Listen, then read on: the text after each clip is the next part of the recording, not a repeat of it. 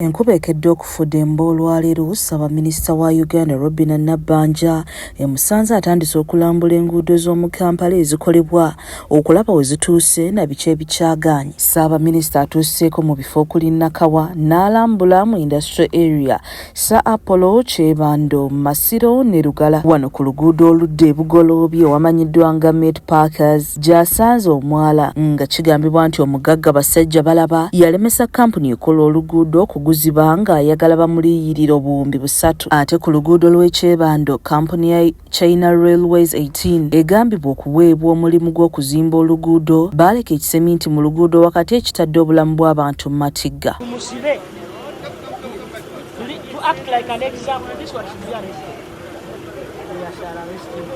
Moroka najja nono nanyiga nagenda kuyitawo nakikuba wano nesanga nguude wali gandi wansi kyokka ekizibu bano ba engineer bo bagamba balo engineer omunenenene gomugamba yakugambe kino kigenda kukolebwa nca nebeere nca tegwayo we watu batugamba. We have instructed them not now. We instructed them almost 3-4 months back. We have given them a warning letter. But how many people do you want to be dead here?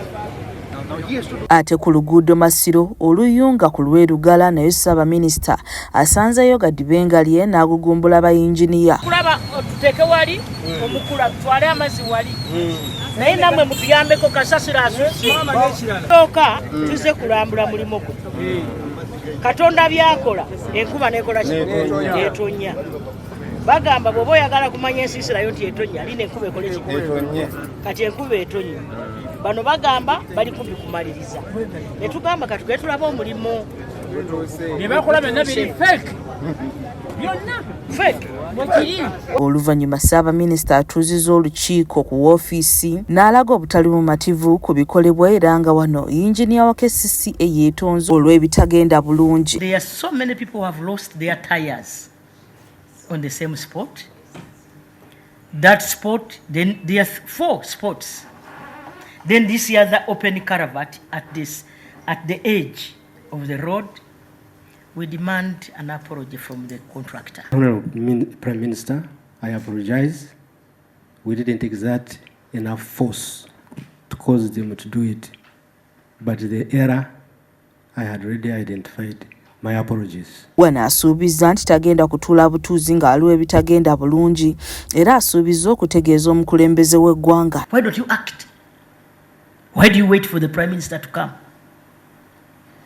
Do you want me to be seen as somebody who is opposing?